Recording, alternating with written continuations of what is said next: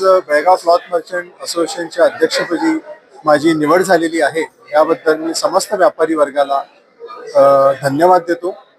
साधारण ह्या असोसिएशनमध्ये येऊन मला आता जवळजवळ 14 वर्ष होत आली. बरेचसे विषय आम्ही घेत गेलो, एंट्री टॅक्स असो किंवा टोल टॅक्स असो, आणि ह्या माध्यमातून मी ह्या असोसिएशनमध्ये जॉईन झालो आणि जी जी कामं आम्ही घेतली होती ती खरोखर सक्सेसफुली आम्ही कम्प्लिटली केली आणि घसाला नेलेली आहे. आज बऱ्याचशा लोकांनी, व्यापाऱ्यांनी माझ्यावर विश्वास ठेवला आणि मला हे पद सोपवलेलं आहे. इथं बरेचसे जाणकार लोक आहेत, त्यांचा गायडन्स कायम असेल.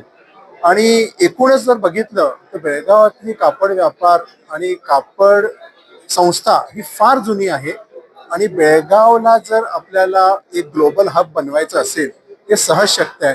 कारण इकडे क्राफ्टमनशिप खूप आहे, इकडची क्वालिटी चांगली आहे आणि लोक बाहेर गावावरून येतात. इकडे फक्त एक ऑर्गनाइज्ड सेक्टर नव्हता, तर आम्ही गव्हर्नमेंटच्या माध्यमातून एक टेक्स्टाईल क्लस्टर आगामी काळात प्रपोज करत आहोत. येत्या ह्या विधानसभेच्या अधिवेशनामध्ये आम्ही टेक्स्टाईल मिनिस्ट्रीचा नक्कीच भेटून हे प्रपोजल देणार आहोत.